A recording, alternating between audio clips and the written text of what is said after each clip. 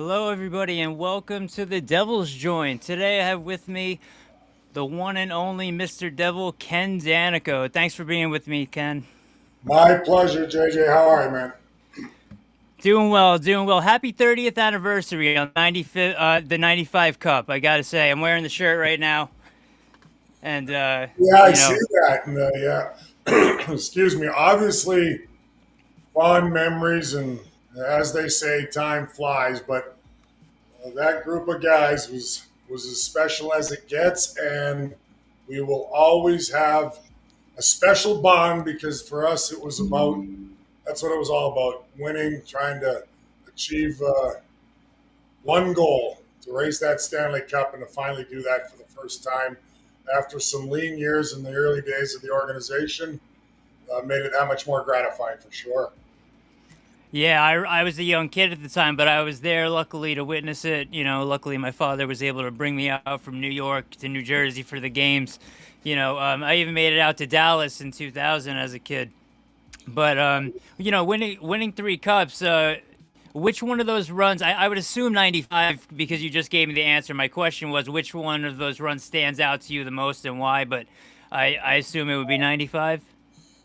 No, a lot of people think if you're fortunate enough to win multiple cups, and I was fortunate to be on some great teams, with great teammates to win three times, and they always think the first one's the best because you've never done it. And yes, it was special, but everyone I've said many times had a completely different meaning to me. I mean, the first one was because, after going through those lean years I talked about and being able to still be part of the team, usually you're gone by the time that they become good. And I was just grateful. I didn't want to go anywhere else. I, excuse me, wanted to be part of the solution to turn this thing around and play my small part, my role in us becoming not only competitive but a championship team. And I always felt in my heart we were going to get there. And obviously when Lou Lamoriello came and started to turn things around in the right direction and give us some guidance and certainly some discipline and everything you need, the pieces to put in the pieces you have to put in place to be a champion. It came together, so it was special. That group in particular was we were like the '86 Mets. It was a wild bunch. That's when the times were different. We like to have fun, play hard on the ice. We like to have fun and play hard off the ice, and I think that was some of our special bond with that team. But when it came time to play, we all pulled the rope the same direction, as they say. But we had a lot of fun, and as disciplined as Lou was, um, he knew some things that were going on. Everybody thought he was cut and dry, and as far as rules were rules, but he let things slide when things were going well. He knew he didn't want to upset the Oh, he did. apple. I'll give you one funny story in '95, and I'll tell you about the years. So we always stayed at a hotel. I think we kind of started that, or Lou started that way back in '88 when we made the class the first time. That even for home games, stay at the hotel. We hope it's going to be a 2 month grind of trying to raise a Stanley Cup, and we felt that we could sacrifice that and just be together, a team. A lot of people thought it was crazy at times or at the time, but we stayed at a hotel even for home games, all playoffs long and in those long runs we had. And we stayed at the Lowe's Glen Point the first time around, and I remember we'd have a few days in between, and we were rolling pretty good. If you remember, we went 16-4 in Yeah. the playoffs. I don't think many teams have only lost 4 games on their way to a Stanley Cup championship, so we're very proud of that. But we would let off some steam. A bunch of guys would go out. Now, if we had a couple days in between, we'd have a midnight curfew. We'd have to be in back at the hotel by midnight. So a lot of us would push it a little bit, and there was a security guard at the local endpoint. We called it Marriott Gunpoint because we felt Lou had guards at every station. Right. So some of us would saunter in a little past midnight or 12:30 or 12:45, and there'd be a security guard there, and we kind of sneak in a back door that they had, and he had a Devil's hat, and he'd ask us to sign it, and we're going, yeah, we got to do him a favor because we're kind of coming in late and everything else. And little did a lot of us not know was that was Jacques Lemaire and Lou. I think Jacques as much as Lou had set that up for every guy that signed because he'd only get it signed after midnight. Meant they were out past curfew. And Wow. I mean, how we felt for that. And that is unbelievable to hear. But then I think Randy McKay or somebody, I can't remember which player, but I want to say Mackey kind of caught on. He started signing different guys' names. So other guys in trouble. But I've heard so much about him too, yeah. And I love Mackey, and just a fun story. But Lou never called us on it because things were going well. But after it was all said and done, and especially when I was retired, I'd learned a lot more about, yeah, I knew exactly what you guys were up to, and I knew that things were going on, but I wasn't going to rock the boat. It was okay as long as you're having fun, being a team on and off the ice, and he knew that kind of brought the camaraderie together. Now, if things started to go awry, oh no, we would have heard about it. But, right, of course. Funny story. So that 95 team, like I said, was just a bunch of characters. Deep team. I mean, that's where the game doesn't change come playoff time today. Everything's evolved, and the speed and the skill top to bottom is at an all-time high in today's game, and I love it. I've gone with the times, and we know our game was nastier, and our time was our time, but we had guys that could play the game any way you wanted. I mean, you got a fourth line, the crash line, which was everybody talks about. It's an infamous line for sure here in New Jersey, but you had Bobby Holik, who had 6 goals, double-digit points. You had Randy McKay, who had 8 goals. Mike Peluso doing a lot of the dirty work. All guys 215-plus pounds that could play. I mean, that makes you a dangerous team when that's your fourth line. And those guys, played 13, 14, 16 minutes a night. That's how deep we were. That's how balanced we were. And that's the same as today come playoff time. You almost need a regular season team in today's game and a playoff team where it goes back a little bit, where the ice shrinks and the guys that maybe don't block shots block extra shots, or the winning teams do. The guy that doesn't finish his checks as often, well, you got more guys in the other team that are doing that are sacrificing. And our teams had that built in our DNA. Play it any way you want, and we can score plenty too. We sometimes hear too often about the defensive system, blah, blah, blah. The trap, blah, blah. I had never heard the word trap come out of Jacques Lemaire's mouth. We just were very responsible 5-man unit without the puck and cut the ice in half. But we were always one of the top scoring teams from 95 to 2000. If anybody cares to look it up, we're always near the top in goals for. Absolutely, especially with the additions of Arnott and. Yeah, because they gave it the connotation was that we're sitting back and line up blue line and we don't score much. Well, we scored plenty. We were just so good defensively and had the great Marty Brodeur. But that team, just a fun group. I mean, I have such fond memories of those guys.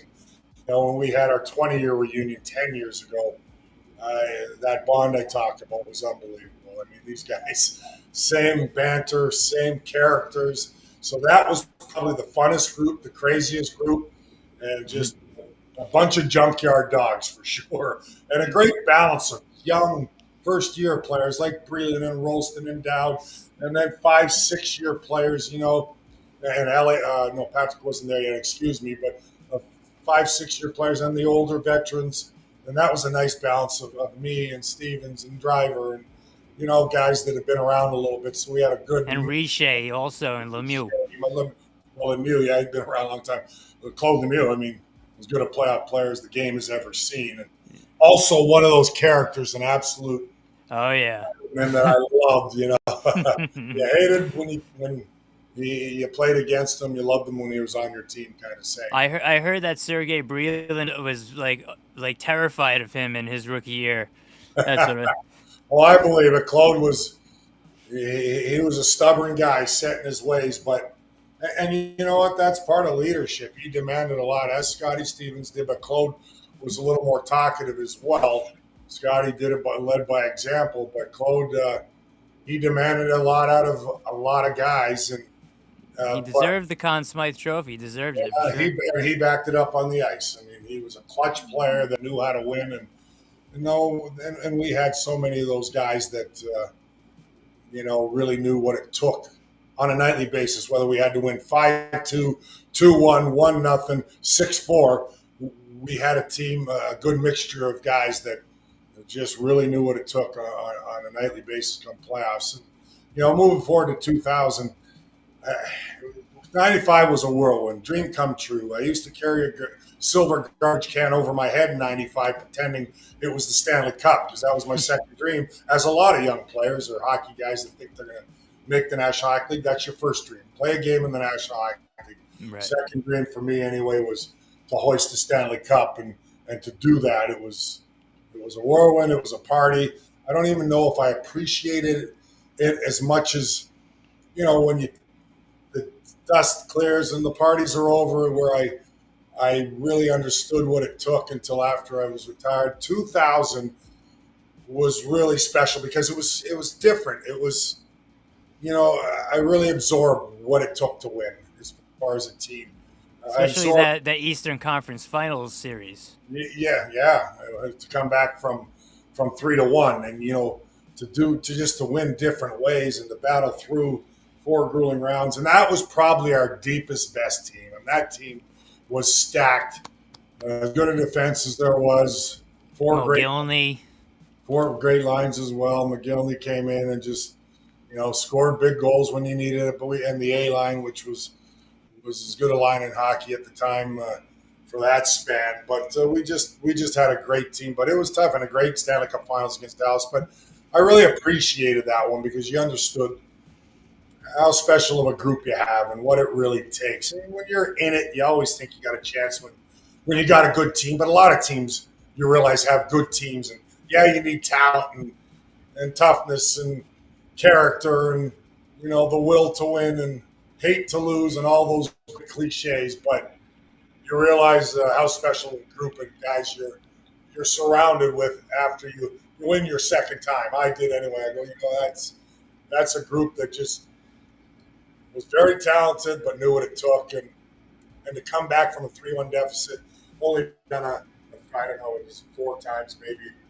in history in the Eastern Conference Finals. So that was, and obviously 2003 for me was, I'm getting old. I'm 39 years old, been around a long time. I knew, my career sooner than later will be coming to an end, and your role diminishes a little bit, and that's okay. I mean, the young guys take over, and obviously, you're still a competitor, and you're anxious, and you want to be in every night. And I was in, out, and some of that I expected, but right on top and the way I did, and get back into a Game 7. I mean, it made ending my career retiring pretty easy. I mean, going on top, not many players get to do that. I feel grateful, pretty blessed to have that happen, and again, just to go out the way it all happened the way it was supposed to. I mean, so regardless, in, out, in between, angry at times, not all of that didn't matter afterwards.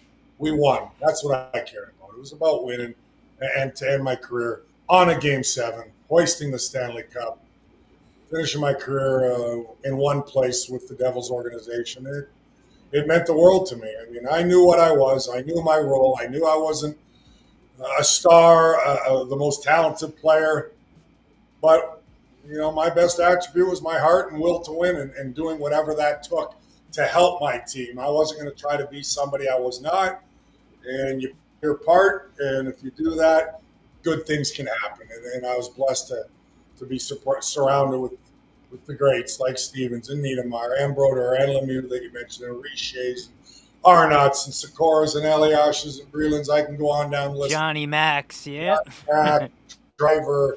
Carpenter. Crowd coming up in the 95 playoffs. Jersey Jim scoring a big game-winning goal. And one of my favorites, Scotty Gomez. I mean, love the kid. And all he did his first 3 years of his career is win 2 cups, win a Calder trophy. in his first year and a Stanley Cup.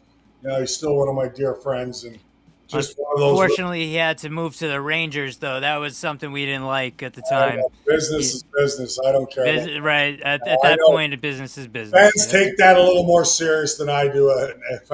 Now, I mean, Oh, I'm that's grateful understandable. I ended my career how I did. One organization, I didn't want it any other way. It's not for me to judge why, what, when players go to teams or rivalry teams. Rivalry is what it's all about. And look, it was a business. I mean, you get offered that kind of money, it'd be pretty tough for It'd anybody. be hard to not take it. But to me, he's one of the greatest. Big reason why I was fortunate enough to be on 2 Stanley Cup teams. So, and even the guys like the Holiques and Randy McKay is still one of my favorite character guys. I always said Randy McKay is probably the most fearless guy I played with ever. That's what Jimmy Dowd said. And he wasn't the biggest guy, and maybe he did. Every player did. I didn't see fear in him. He didn't care if you were the biggest guy in the ice, the smallest guy. He was going through you, around you, or scrapping you, whatever it took, every night. Win, lose, draw, whether it was a fight, like I said, puck battle. He had no fear. And those guys are dangerous. Those guys you want on your team. And that's what I loved about Randy. And he had skill to go along with that. Like I mentioned, the 8 goals in 95 playoffs. But Yep. it's pretty hard not to have fear. And when I watch Randy play, I'm going, this guy doesn't have any fear. I said, that is a skill that I don't care how tough you are, have. We all have a little fear in us. Of course. We fight through it. But Mackey didn't seem like he had any fear. But I can name so many guys. I mean, even and people would sometimes I don't think more so in today's game, maybe the younger generation at times don't get. Yes, you can't win without your star players, and it's fun and nice to see the 100 points and the trophies at the individual trophy at the end of the year, being in the running for that. To be honest with you, most of your players and team could care too, about that. We care about one thing. And if you don't care about that one thing, you're probably not going to win it. And that's the Stanley Cup. So as nice as all those accolades are and all those numbers and statistics, personal statistics, and breaking a team record and doing this or that, Right. I'll be honest with you. I played the most games in Devils history. Is it nice? Great. No, but it doesn't even compare. I don't even think about it because I played with so many great teammates. What I care about is 3 Stanley Cups. That's all I care about. And most of my guys, and 90% of them, that's what they care about. And I see too much now, not with our team, I'm talking in general, generalizing. Right, of course. With the Devils or fans in general. You got to understand, a 25-point guy might play a specific role. Everybody looks, well, his numbers aren't good. I go, no. He wins every puck battle. He does the intangible things that you can't win without. Can't win without your stars. I get it, but every team has those stars. A lot of times it falls on the foot soldiers. Are yours better than the other team? And if you're going to win the Stanley Cup, so that's why I have such deep respect. Like I said, Niedermayer is the best player I've ever seen, skater, whatever. Scott Stevens is a beast. Hall of Famers. Just Marty Brodeur, obviously a Hall of Famer, and arguing say the best goalie of all time, and he's obviously unbiased. But yeah, me too. Yeah, we need those guys. We don't have a shot without those guys. But those guys will tell you the same thing about the McKays and the Holiques and the McKenzies, whether you're in and out of the lineup. Like Jim McKenzie, yeah, he's a beast, toughest guy I've ever, probably the toughest guy that's ever played on the New Jersey Devils, pound for pound. And he was a big boy, but Jimmy was a policeman. But and he's in and out of the lineup his whole time in New Jersey. Whether it's but we don't win without him. You don't win without these guys that character guys, leaders. On certain nights, making everybody feel 10 pounds heavier, an inch taller. So I could go on those little intangibles or role players or those pieces. But our star players, our Hall of Fame players, will tell you they appreciate all those role guys and those pieces that some fans will maybe say, he's not having a good year. He's not playing well. And my eye test is saying, what are you talking about? I don't care if he's got 1 point in 10 games. I'm seeing all the little things, the tangibles that he does that helps our hockey club win games. You know what I mean? Right, you get playing in the neutral zone, defensive zone, whatever they do. It doesn't have to be on the board. It doesn't always show up in statistics. That's all I'm saying. You know what I mean? So, Right. but You and know, like I I want. said, Oh, go records ahead. are nice, but for me, I want the mindset of every Devils player to be one record we want. We want Stanley the Cup cup. championship. That's it. Look at the Florida Panthers. I mean, I Oh, know they're good. unbelievable. I know they're deep, but there's a reason they're winning. That team plays for each other and plays and the depth. And you hear their coach, you hear their top players like Barkov and Reinhardt and them, and they always talk about their fourth line guys and their sixth defenseman, seventh defenseman. So yeah, you have to have them all in order to make.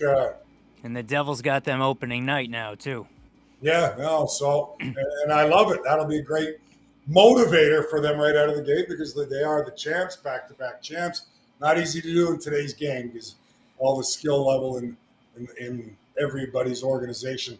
Another thing, it just comes to mind. So when I get rolling here, when the off season, we're wondering how many moves we make. What are we doing? I love that we've added some, some switched up the bottom six. It had to be done. You have to. Yep. I think even when you win a Stanley Cup, you got to shake your team up, or you don't run it back. You never do because things never are the same the following season. But we needed a shake-up. It wasn't enough in the second half. But as far as other, and I think we've done a really good job there. There's other things that might happen. Would you like a top winger, goal scorer? Obviously, would you like another good centerman? They don't grow in trees. You got to be patient. Your team in October is never going to be your same team by January. Exactly. So everybody gets worried that you need a set lineup. I'm not a believer in that. You don't need a set lineup October 4th or whenever. When's the season start? October 8th through 12th usually. Yeah. Because sometimes you have to be patient because that deal wasn't there for you or the right player. You don't just make a deal to make a deal or you didn't like what you have to give up. So every time you have to give something good up to get something back, it's just not always there. I think sometimes people expect that trade this guy, and this guy, and let's get that guy. Well, how about the other team doesn't want that guy, and that guy? Right, of course. So that's all. That's my ramble. Well, I wanted to ask you because you were talking so much about the players around you and stuff, and you've been not only a Devil your whole playing career, but you've been with the Devils your whole career in general. And I remember watching an interview you did. At one point, you said when you were drafted that you didn't even know where New Jersey was on the map. I think you said something like that. But you played your entire NHL career, and I got to give that to Sergei Brylin also. You got to give that to him. So, like, what made staying with New Jersey so special for you? Was it the first Stanley Cup, and you were like, we could keep doing this, or did you just want to stay there? How did that work out? Look, everybody's different. Everybody has a different mindset, mentality as a player, and I respect whatever players' decisions are. If they need to change the scenery, ask to be traded, think they need to be traded, or in fact, a lot of times it's the general manager or the organization thinks he needs to change the scenery or a player needs to change the scenery and the team needs a different element. This was the team that gave my chance to fulfill a dream. That's as simple as that and how I look at it. I dreamed of playing in the National Hockey League as a kid. Like I said, like a lot of players, I'm sure. But it burnt a hole in me from 7 years old. This is what I'm going to do. So when I got drafted in the inaugural season, 1982, when the Devils moved here, didn't have a team name. Said it many times and told the story many times. And yeah, I didn't know where New Jersey was, but I would have ran the 2,000 miles to get my chance. This is the team giving me an opportunity. I didn't care where they were in the standings, what they were doing. I wanted to be part of the team, first make the National Hockey League, to be a fixture and be able to sustain a career a little bit. But I wanted to be part of the solution. As simple as that. So I never even entertained if they were going to keep me and weren't going to trade me. I had no interest in going anywhere. Number one, I didn't know where New Jersey was, but obviously learned to right away to love it, embrace it. I stayed here year round. A lot of players would go home in the summer. I didn't. I'd go home for 2 weeks to Oh Western yeah. Canada, where I grew up. From 19 years old on, when I had started, and yeah, some stints up and down a little bit there afterwards, but up and down with the AHL affiliate in Maine. But I'd spend my whole summers all the time in Jersey. It had a ton to offer. I loved it. And we had the Jersey Shore. I was starting to like the golf, some of the best golf courses in the world. There was just a ton to do, and I loved it. And I wanted to train here, be here, make myself part of the community. I did that right from day one when I played my first game in 19. That was just me. I was the type of person I wanted to build my relationships outside the game here, friendships, and that's kind of what I did. And I was just grateful that they didn't trade me along the way, because there was a lot of great skilled players, great friends that got traded to mold your team, whatever that went on to have illustrious careers in their own right. But Right. I felt I was a pretty lucky guy, the way the Devils organization has treated me and to be here as long as I have. But yeah, the winning helped, no question. We won that first cup, but that was 12 years into my career.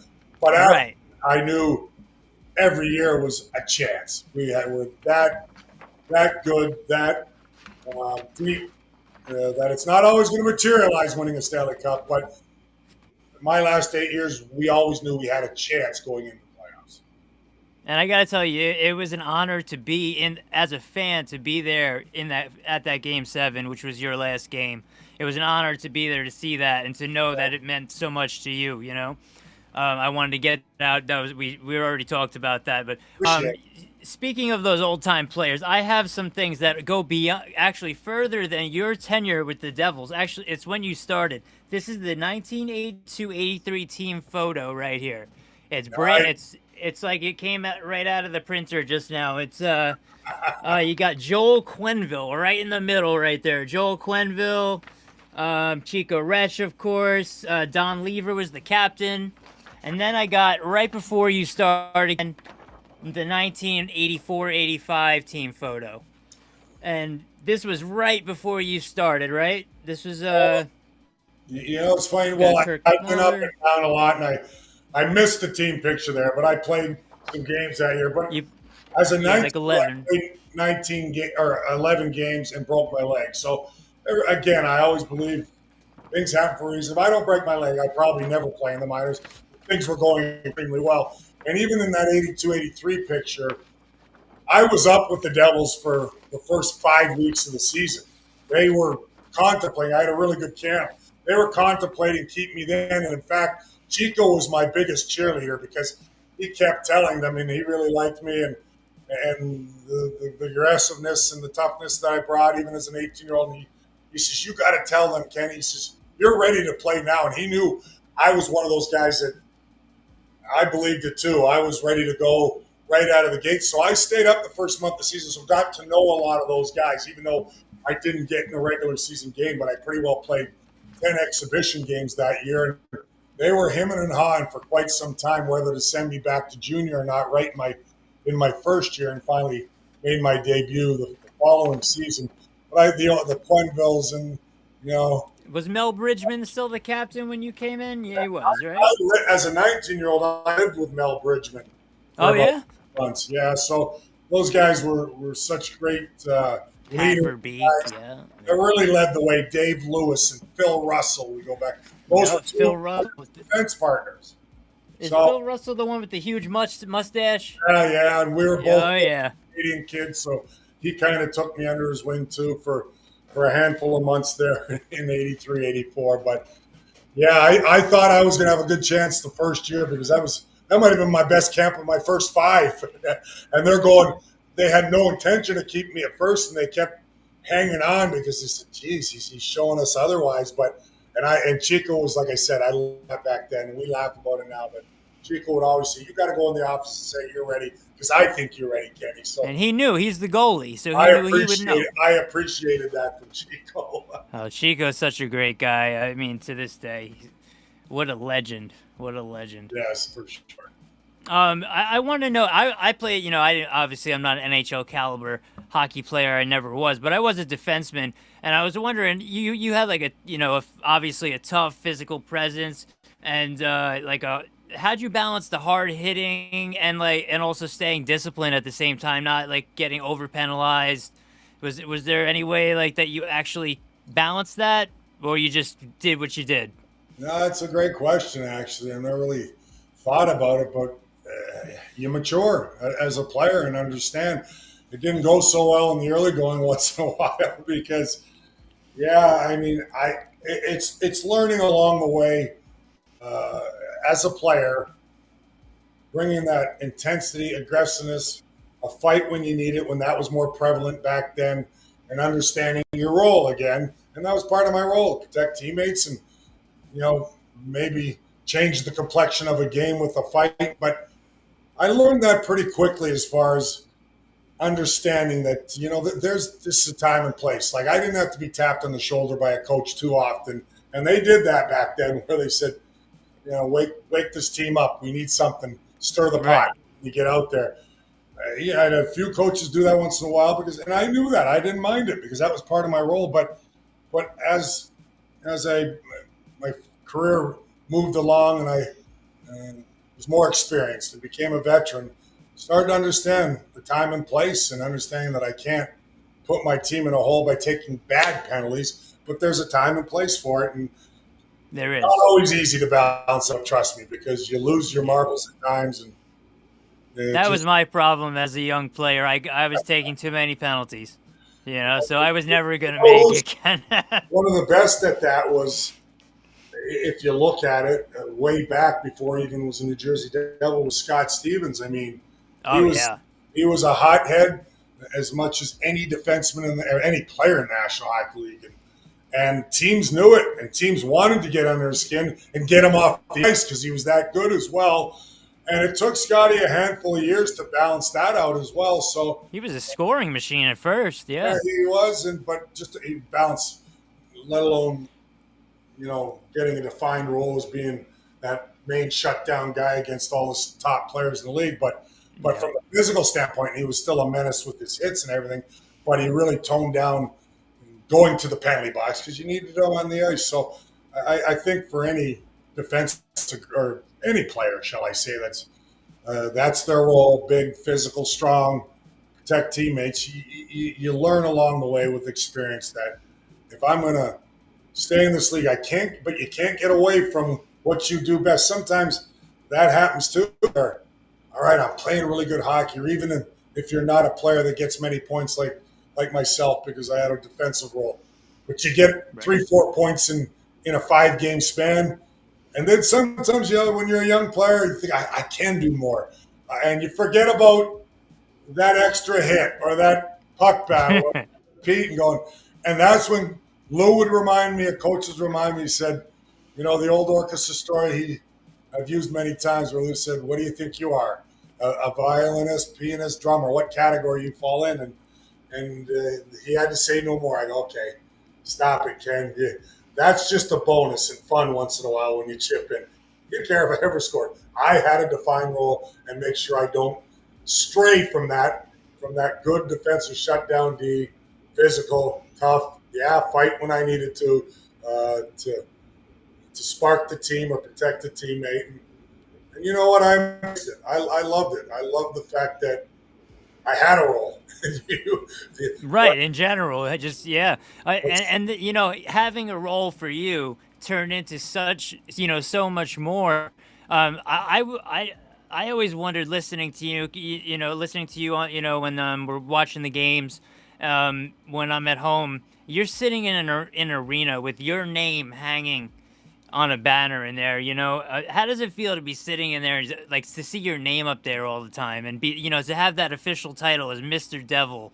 Is how does that feel? That's amazing. Well, first, I mean, obviously honored and humbled, and I tell everybody or any young kid, you don't have to be the most skilled, the most talented to have those kind of accolades stowed upon you, and loyalty, work ethic, heart, drive, belief, and just character and wanting to be part of something and show that you'll do whatever it takes for the organization on and off the ice, that good things can happen. So I don't lose sight of who I am, what I was on the ice. Those guys up in the rafters now are Hall of Famers and great players, and for me to be alongside them, there's a lot of intangibles that the reason why, and so it humbles me, it honors me. Sometimes I pinch myself because I can't believe it, but it's like I said, just I'm proud of it, but I'm more proud to say and tell others and young athletes, doesn't have to be hockey or whatever, or young people in general, that you play your what off, or you work extremely hard in whatever you're doing. Good things will happen. Doesn't matter what it was, and it just so happened to be a number of times. But the more important banners for me, again, I'll tell you, is those three Stanley Cup championship banners. Right. I'm just, I do pinch myself sometimes, JJ, when I'm up with those guys. And I just love Scott Niedermayer, Scott Stevens, Marty Brodeur, Patrick. These guys are special players, special people, special friends that we have a bond forever. And for me to be alongside them, that's what makes it even more, looking up there makes it more special when I understand who I'm up there with. Who is up there with you? Yeah. These guys are pretty awesome. And I'm so glad they started the Ring of Honor so they could get Breland and give him his recognition. He definitely deserved it. I love Sarge. Who does? How can you not? And I always have a great bond with him. I'm so happy he's with the team as an assistant coach here now. And another guy that paid his dues. He didn't. He was loyal to the organization. He coached how many years as an assistant in the minors? In the minors, yep. Club, but he wanted to be part of it, and eventually he came up. Sometimes it doesn't happen on your time, or it's not always on when the fans or even the management sometimes. Right. But I have no doubt it all works out the way it's supposed to work out to good people and people that played their butt off. I mean, again, I mentioned all those players in the Stanley Cup years. I mentioned Sarge. We definitely don't win without him. It's Swiss Army. That guy could play in every situation. Does everything, yeah. Can't find guys like that, and he just quiet, nose to the grindstone, work ethic like no other. So I love you. And you mentioned Mr. Devil. You know what I mean? I've been asked this a lot lately. I don't even know when it transpired or who did it or made it. I guess it was the fans in general, and obviously the longevity and being here so long and games played and all those kinds of things. But you know what? Now I didn't know what to think. I'm still the kid from Western Canada, grew up in Edmonton, Alberta, that was playing pond hockey on the rink that had a dream to play in the National Hockey League. And I don't think I changed my mindset. So at first it was I was a little sheepish with it, if that makes any sense. Yeah, it does. But now, you know what? I wear it with a badge of honor because damn right. I love this team. I played for them for a long time. I want them to have success now, and make no mistake, I get as frustrated as fans, and I get it. And I've heard it. I've heard you. Just have to be made. And look, I point out mistakes. I'm always going to point out their mistakes.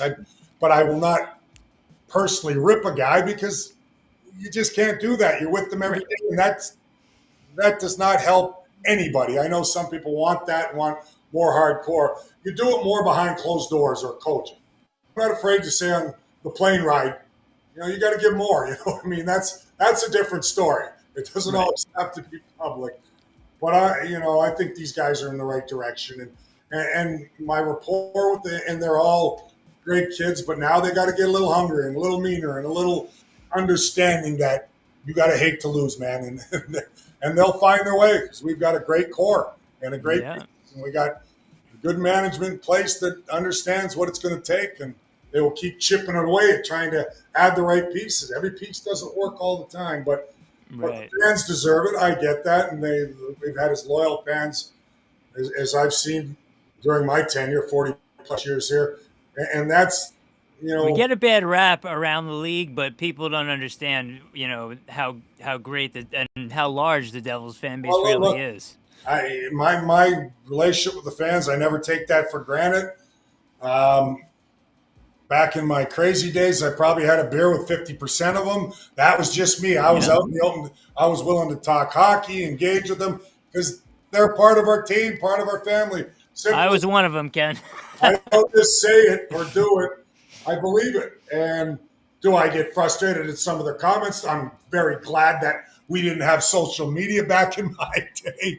Yeah. I would have pulled my, well, I didn't have any hair, much hair anyway. Would have pulled the remaining pieces out. I had it at the time, but I love it. I know, and I know it comes from the heart and from a good place and a passionate place. But I like to stay a little more even keeled when the team's going in a slump, and I get frustrated, but I understand it because I've been through it, and I understand the ways you get through those times. And like I said, we didn't have to hear about it or read about it all the time. It makes it tough. It makes it tough on players sometimes, but the engagement's great. And to me, the fans, that's why every home game, I don't care if you had my picture 50 times, a lot of them have.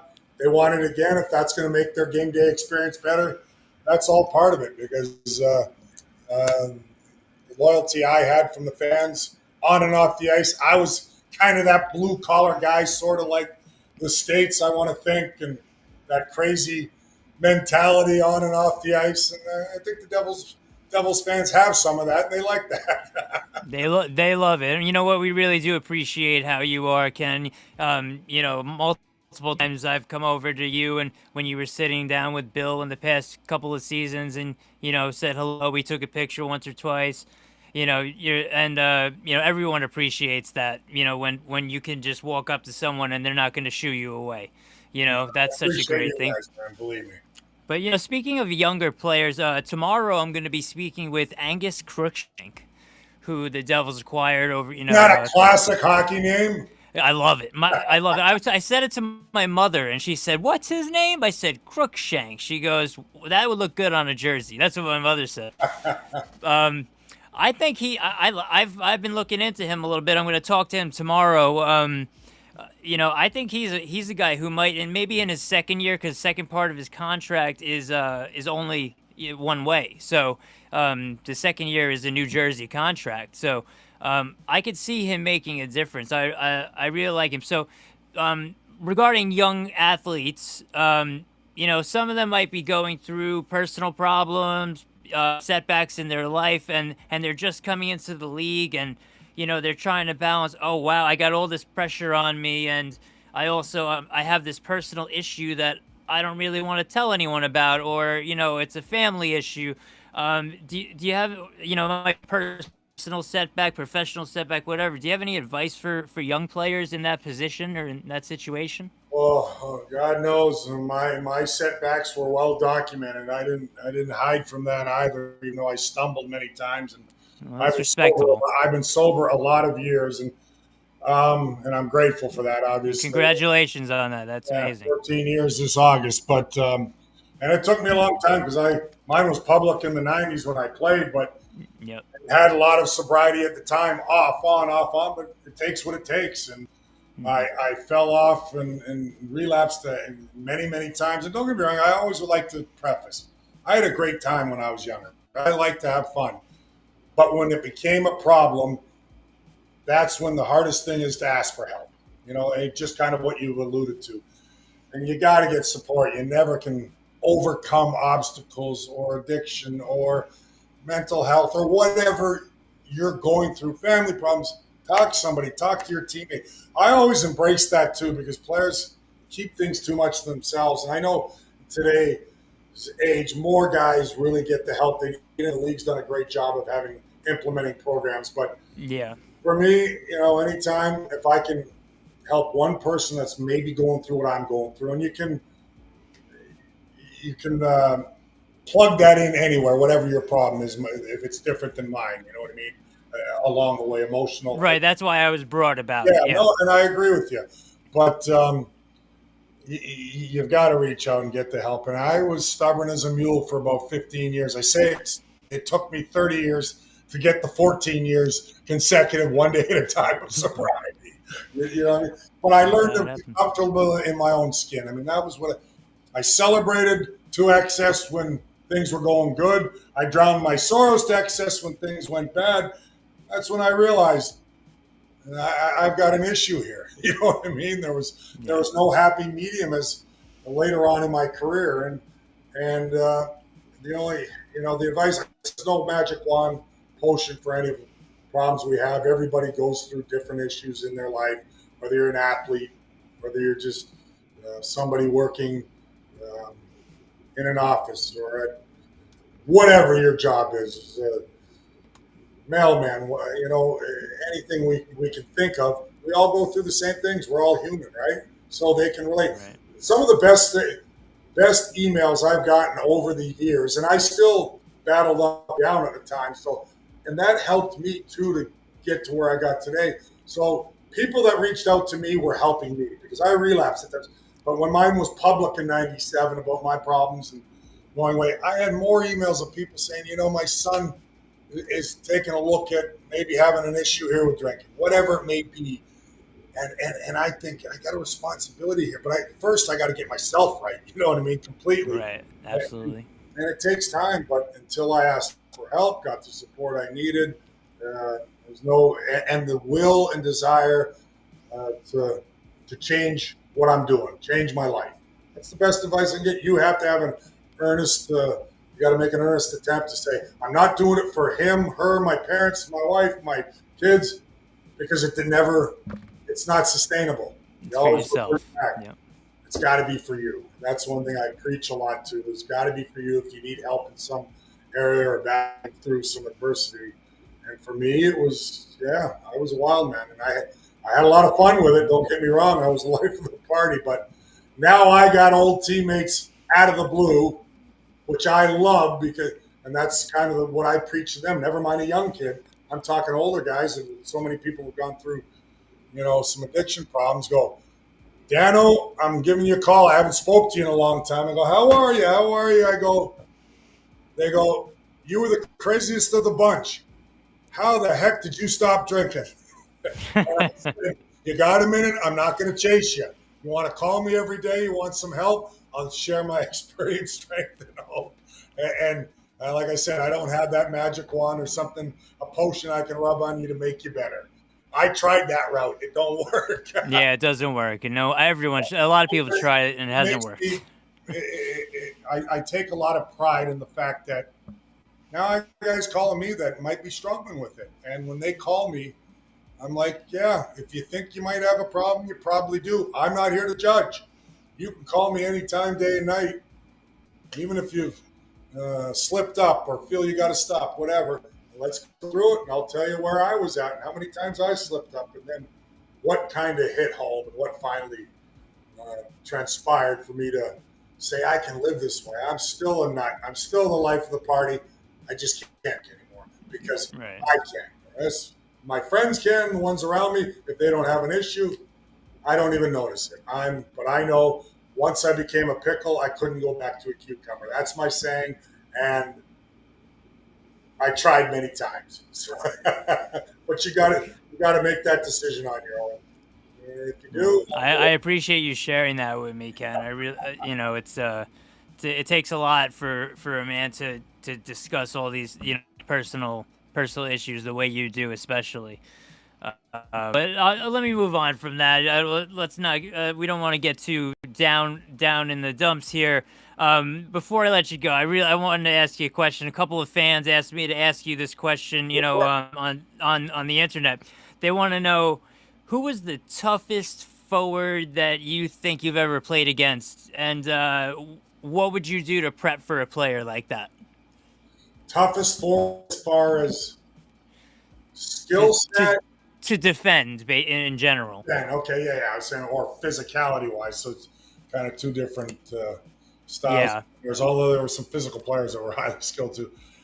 I've said it probably many times, probably because I faced him so often in the division, and obviously one of the greatest players of all time, Mario Lemieux.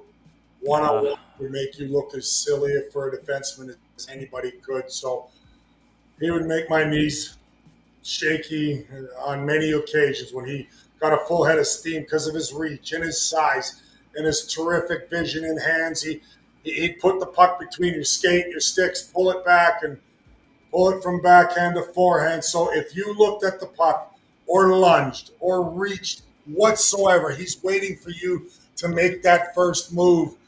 And Right. the skill sets that he had, he made so many defensemen look silly, including myself at times. But what I did to prepare, and we got the better of them as a team on a few occasions. As they get in the playoffs, we played them many times, but on the way to our cups, we had to beat them a couple of times. And I sometimes I just prayed, to tell you the truth. But you know what? As I got more experience, got you know uh, more understanding of the defensive position and and angling and stick position, and Larry Robinson taught me so much of that. Not waste my energy, conserve energy, so that I could defend guys like Marilyn Mew.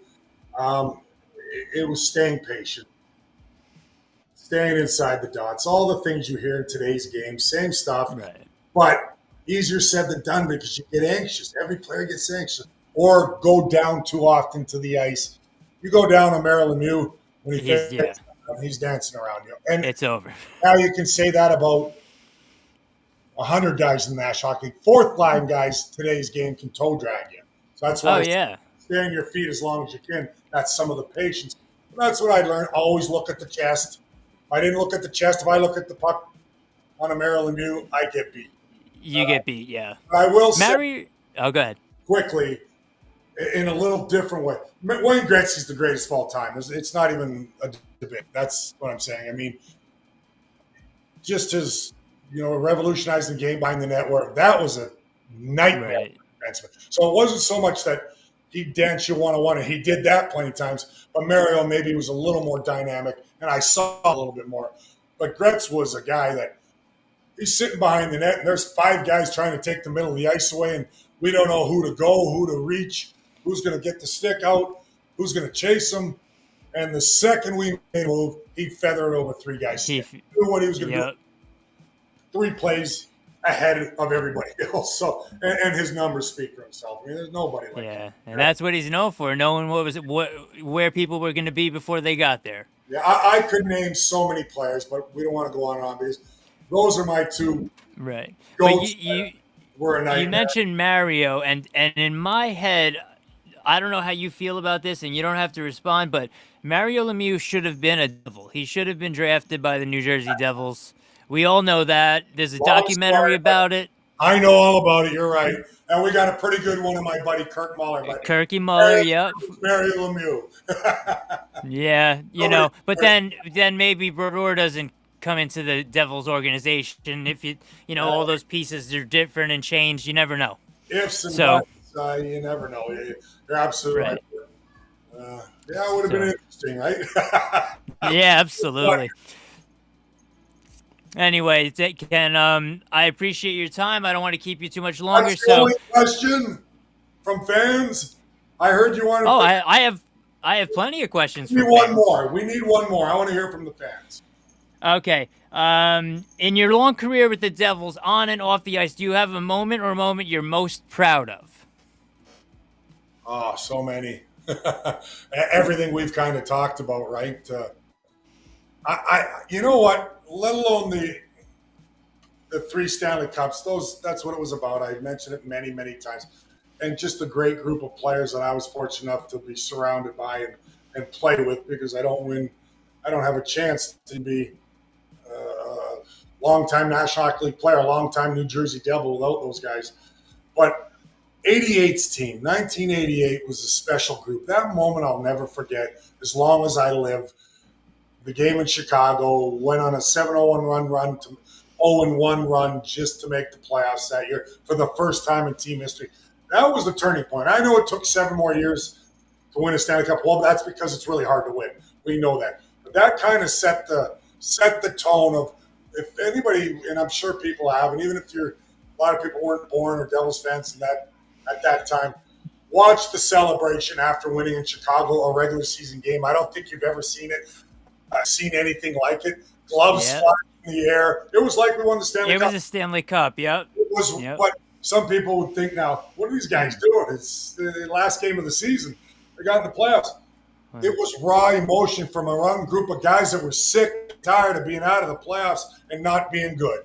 You know what I mean? So that I remember And that that the game had to be won that night. It had to be had to be won. won. Had to be won on the heroics of Johnny Mac's overtime. Those guys were special young group. I know not all of them were still there in '95 because trades happen. That's the business, whatever it may be, and you mold your. Yeah, it's unfortunate Mueller didn't win a cup with the Devils, but And he got his cup and went on he up there. got his. The Pat Verbeeks, who I love, general manager of Anaheim. I mean, the guy was a beast.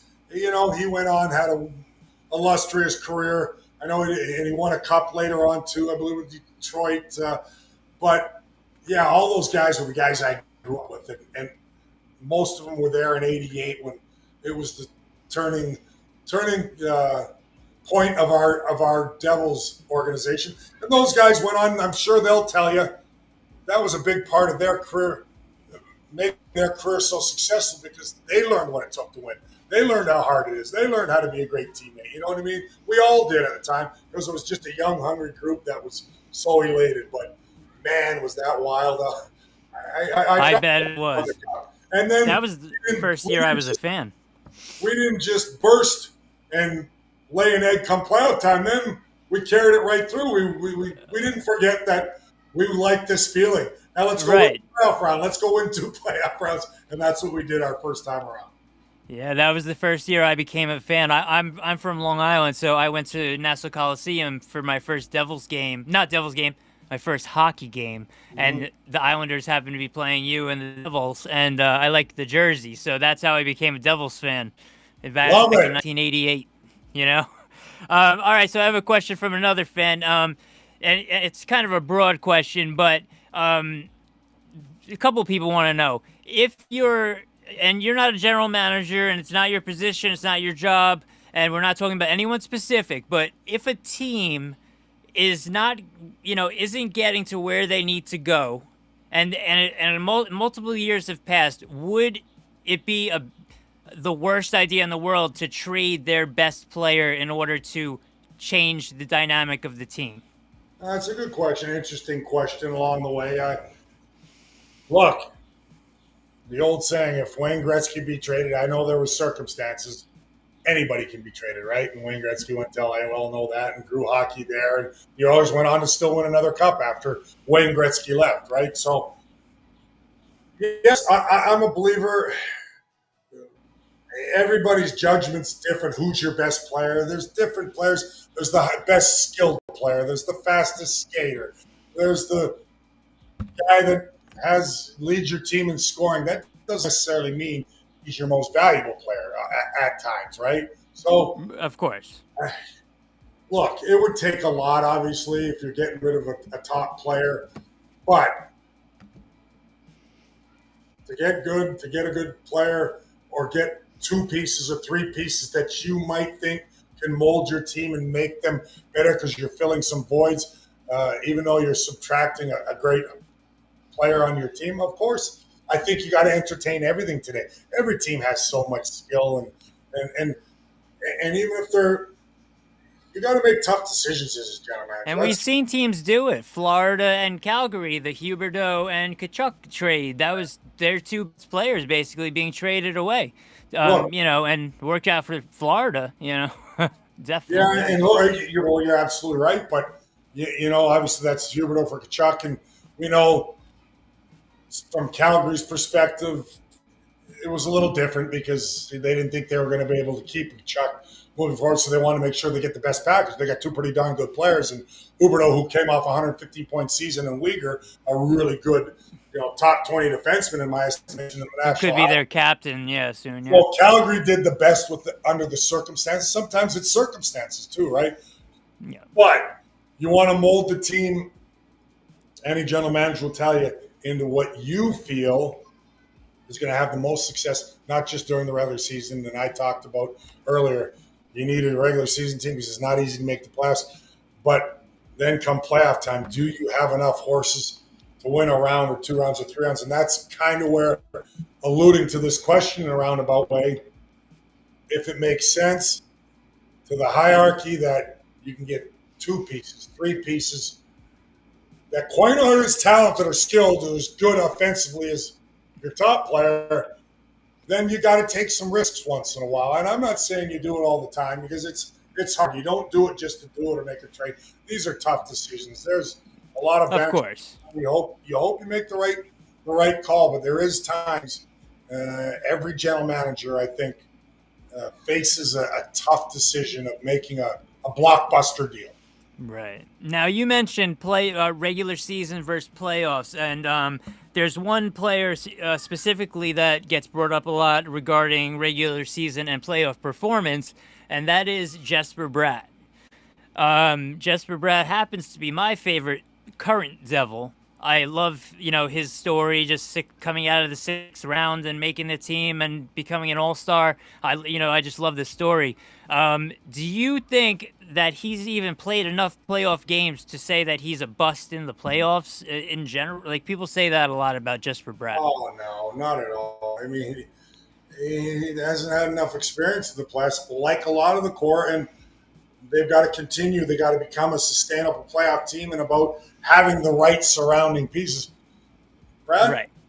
I mean, he's still creating. He's a guy that, they learn to fight through the difference come playoff time of where I said earlier, the ice shrinks. Everybody pays the price. Everybody finishes their check a little bit more and takes away the middle, does things that you maybe don't see on a regular basis in the regular season, where you take some nights off, as they say, or you don't quite compete as hard. But you're not going to see that from top teams in the playoffs. You're just not. That's why certain players excel in the playoffs, because they're born for the playoffs. Claude Lemieux, sometimes he would have really rough regular seasons, and But you knew the playoffs, Claude Lemieux was going to be Claude Lemieux, right?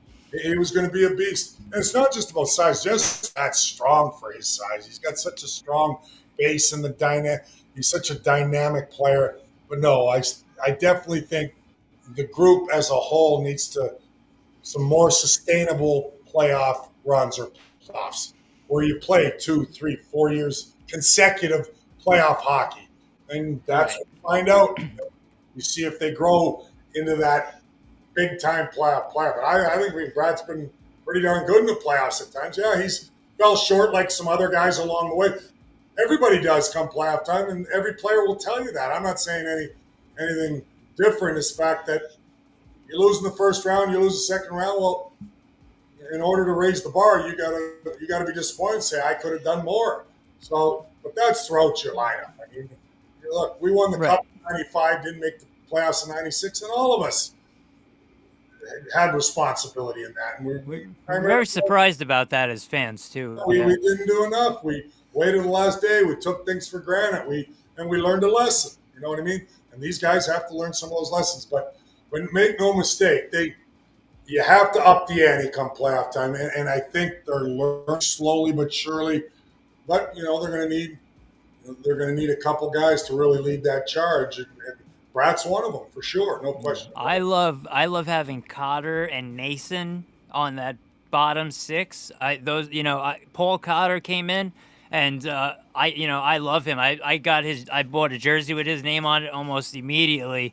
I love his play. He had a career season this year with the Devils. So I'm liking the guys that have been brought in. But people are waiting right now.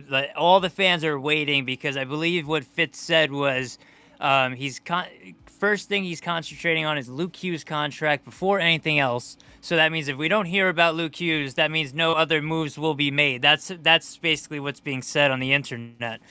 So Patience. We will see. I have a lot of faith in Fitzy. He'll do what needs to be done here. But the players, again, all of them, even to mention, Cotter and them, they came in, they bring some more grit, Nason. But from Jack Hughes's to Paul Cotter's and health was a big issue. It's not an excuse, it's a reality.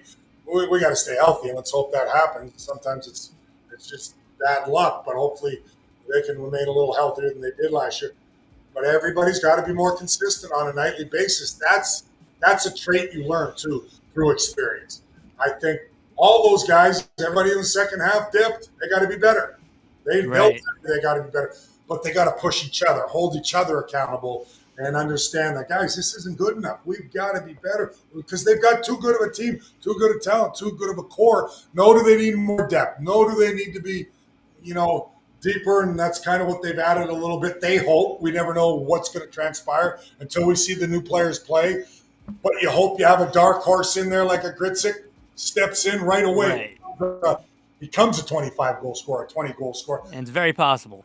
Kind of like Jesper Bratt did as a 19-year-old. When you get a player that nobody expects becomes a National Hockey everyday player right away and produces right away or has a role right away, everybody's got to how many times have I mentioned that throughout our interviews?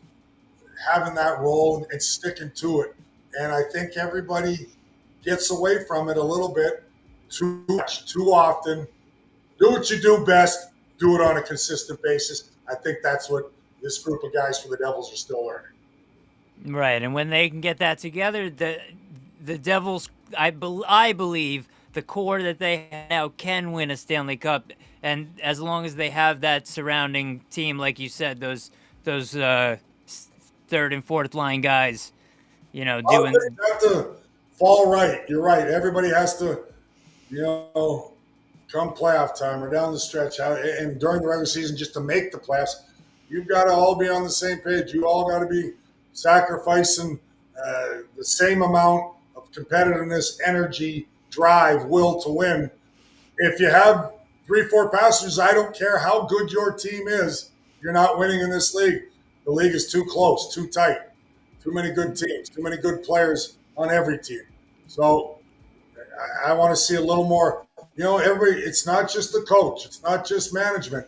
Players, when you become a top team, and I humbly say what we were talking about, I was fortunate to play on top team. We won Stanley Cups. We held each other accountable. We all liked each other. But I'll tell you, we'd be tough on each other. It didn't matter. We'd have arguments in the room. We'd have things going on. It doesn't always have to be all sunshine and rainbows. Sunshine and rainbows, harmony. No, when it's a long season. Everybody's going to go through slumps, but you better back it up if you're the guy that's barking, But you have to do it together as a team. When the players start taking responsibility amongst themselves, that's music to coaches' ears because they see it from the outside and going, this team, that's leadership. Larry Robinson, I think, said it during some of our cup runs. He says, these guys are getting it. I don't have to say much because they're understanding what certain nights it's not acceptable, and they have to hold each other accountable and understand that. And I hope they get to that level and really see that that's an important element. It doesn't mean you berate a player. You pull them in to say, come on, man, you've got more, I've got more. Come together now, and we won't be denied. But it's not about berating. It's about encouraging, but tough love sometimes. But you need that amongst your team, in my opinion anyway, to get to that next level.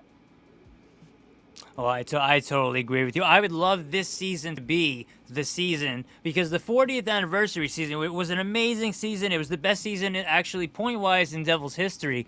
But I would love for this season to be the season where either Jack Hughes or Jesper Bratt break the 100-point seal because a Devils player has never done that. And like you said, it's not about the original, the individual accolades and stuff like that. But that is something that fans are looking at right now. Like the Devils still have never had a player with 100 points, and we're so close. And Brad can do it, and Jack Hughes can do it if he stays healthy. So we're hoping for that for sure. And they both are very capable. Obviously, I'm not going to rain on the parade. I'd be nothing better because obviously that would help the team's success. But the only plateau I want to see them reach is getting the damn playoffs. Go further than last year, continue to strive to get that Stanley Cup. I'll say it till I'm blue in the face. I don't care if Jesper Bratt has 75, Jack Hughes has 82, and all the guys below them have chipped in so much that they're a better team. Don't get me wrong. If these guys, they've had to carry the Devils on a lot of that over the last handful of years and they have the capabilities, and they're great, high-end, talented, skilled, creative hockey players. But for me, and this is just my opinion, Yeah, they need to be 80-plus point guys for the Devils to have success. I'm not naive enough with that. I want them to have team success. And how you have team success is, you got your top guys and the bottom guys raise their level and get a little closer to A them. Not cohesive just unit. but that compete every night. That a Jack Hughes and a Jesper Bratt because they compete, and a Timo Meyer, who I think's a bull in a china shop. I know up Yep. and down, streaky offensively. I got a really good feeling about him this year, having his best Devils season. But I hope so. he brings all those elements. I was just thinking, and Timo's the guy. I love him. I think he's a bull, and guys like him are hard to find. Does he need to be a little more consistent? Of course, just like all the things we've been talking about. But I have a feeling he's on the verge of that, and I think he's a big piece, a big cog going this season. Not just Jet Bratt and certainly Jack Hughes. It made it really difficult. He is their best player, most creative, most skilled, and it killed him when he went down and wasn't there for the playoffs. But I was proud of the effort they put in. I'll tell you that. Really proud. I thought they played hard against Carolina. They really did.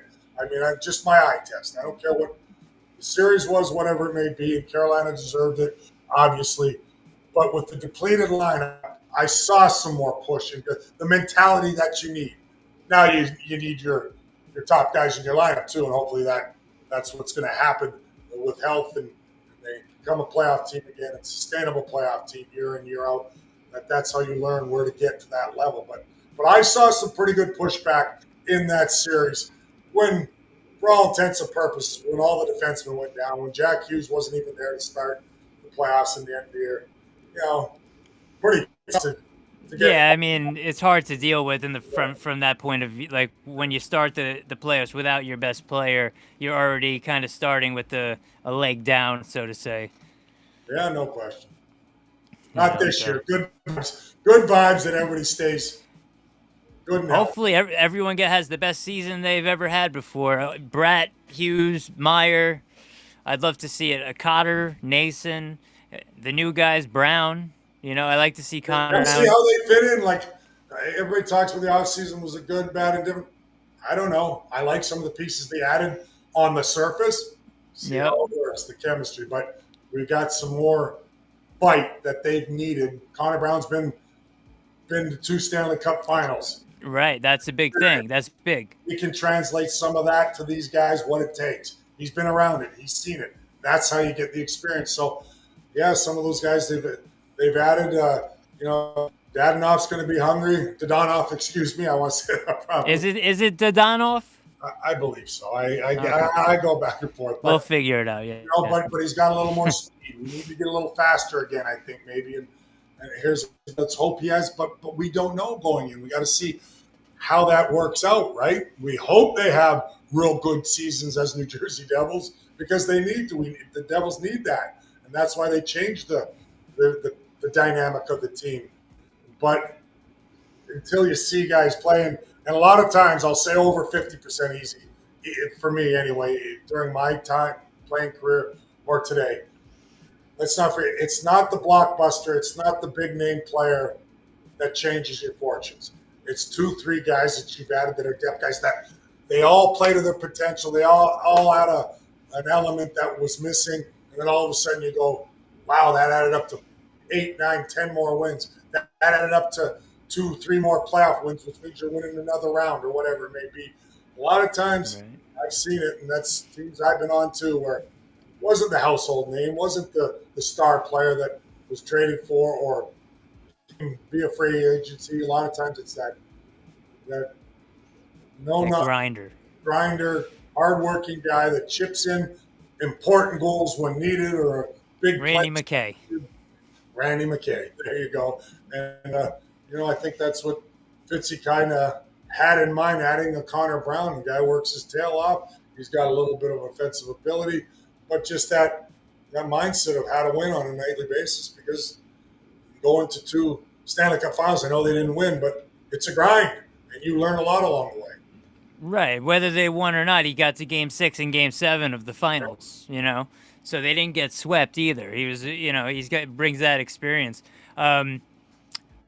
this is totally off topic, but I don't want to go and I don't want to end this without asking you this question because a All couple right. of people asked me to ask you this, and it's not even about really the game. It's more about just the Devils organization and how you as a player um, wore the uniform lately. Since 2017, Nico and Brat's first year, the Devils have been without the stripes on the bottom of their jersey. What do you think they should bring it back? Do you think they ever will? I'm going to be honest, JJ. I don't get caught up in all that stuff. I can't. I get caught up in wins and losses. That's it. I love but I am very open minded. I love throughout the league, not just the Devils. I love different looking uniforms every once in a while. Yeah. I'm about change sometimes, regardless of the history. And yeah, we're always going to have our main jersey, and we can all go back. I love the green and red too now, probably more than when we were green and red in my days. And, Right, right. but no, I don't get caught up in that. I think we got some. I love some of our uniforms and some of the what do you call them? Stadium series heritage Whatever jersey. whatever the term is for it. We change it up once in a while, and I think that's fine. I don't mind it. That's just me. It's my opinion, and I respect everybody else's opinion. But I think they look sleek without the stripes. I like it, but so many people just want. They talk about it so often you wouldn't believe how often you hear about it. if they're going You to know. have more wins, I don't care if they play with pink and purple Right. polka dots. Let's win hockey games. That's kind of the least of my worries. But I get it. It's totally different from a fan's perspective. I respect that. I understand that. But along the way, I've seen a lot of cool jerseys. I see the fans with their favorite players and numbers on their back with some of the retro jerseys. That's the term I was looking Retro, oh, like the reverse retros and the for. retros My in mind general. went crazy. But some of Right. the different looks. Retro, yes. We're always going to go back to what they have. And you know what? Everybody has an opinion. We're not always right. It's our opinion, right? So Absolutely. Absolutely. I just want wins. That's all I want. That's what I want too. You know what? Like you said, pink with polka dots is fine with me. If they're holding the Stanley Cup over their head, it works, right? Don't get me wrong. I love tradition too. I know because we've had success in ours, but I'm open minded enough to understand you got to get creative. I like colors. I like different elements to a jersey, and that's throughout the league. When I see some other jerseys or retro jerseys or throwback jerseys, I go, "That's pretty cool." You know what I Yeah, mean? some really nice ones. Yeah, some real nice ones. Well, that's about I was just over at Fanatics Fest in New York City, yeah. and they had all the jerseys lined up, and they had the new Utah Mammoth jersey there. And I'm more of like a classic kind of looking guy, or more plain. I like the Utah, not the Mammoth, logo. I like I just the kind of plain like Utah. it. It appealed to me. I thought it was pretty cool. You did okay, okay, yeah. But So that's what makes it fun. Everybody has a difference of opinion, right? yeah, of course, absolutely. All right, Daniel. Well, it's been a great talking to you. I really appreciate you coming on. Um, Hopefully this season the Devils get back to the playoffs and go further than we've seen them going since 2012. As we want to go as far as possible, Pleasure being and hopefully that can happen. pleasure being on with you, JJ, and your lips to God's ears for sure. That's what we're all hoping. They continue to improve, get better, one step at a time. Though we'll see. Training camp's still a little ways away, and we got a lot of time. We got to be a little patient. Whether the lineup looks a little different on opening night with the trade, whatever it may be, and if not, it's not going to be the same the rest of the year. There will be moves made, but they got to come Yeah. together. The board's got to lead the way, and we'll see what transpires. But I'm going to be as excited as ever. We all have hope, right? We all have hope that they're going to have their best year and come back with a sour taste, hungry, Yeah, that's what we want. hungry to get a step further and see where they can go. All right, Daniel. Well, I'll see you on opening day. I'm going to come over and bring you that John LeClaire card that you're in. I'll sign that, John Leclerc. Yeah, I'm actually. That's great. I'll end it with this. Go ahead. Forever. I love talking hockey. It's fun, Jake. But I'll have you on whenever you want. I'm going to see John LeClaire shortly here because I'm coaching in the 3 Ice League I have to throw that out there. I hope some fans tune in. I'm a rookie coach first, coaching the New Jersey, New York team. Everything being played in Florida this year at the Florida Panthers practice facility, but it's going to be on NHL Network the following day. Going to be on different outlets. I think FanDuel's. Don't quote me. Now I'm blank, but one of the streaming services, and I'm pumped about it. And I'm got to call Jesper Bratt and Jack Hughes and pick their brain of strategy. But I'm certainly going to motivate my players because you play to win, and that's what I'm looking forward to. And John Myers, a coach, so I'll be battling Leclerc. Used to do that a lot when he was a Philadelphia Flyer, so we're anxious. But tune in, 3 Ice. It's going to be fun, and following year we will be back at Prudential playing some games as well. Okay, so it starts in Florida, and then the following year it'll be back in New Jersey. So I'm making I just want to get things going again, and a little shortened year, but it's going to be a great showcase. They have a great vision moving forward. The players are so skilled, so talented. Is there anything better? For me, I'm standing up every time 3-on-3 in overtime in the National Hockey League. There's nothing like it watching. I love it. I love it. Pratt and all these guys are. I love it. I love watching the 3-on-3. So I'm excited to coach these guys. And no, I'm not making them play defensive in case anybody's wondering. I've evolved, man. I love the high end, high pace, high skilled. Make the right play when you don't have the puck or away from the puck. But I want to see these guys dance out there. And I'm really looking forward to it. It's my coaching debut in a professional league. So let's go.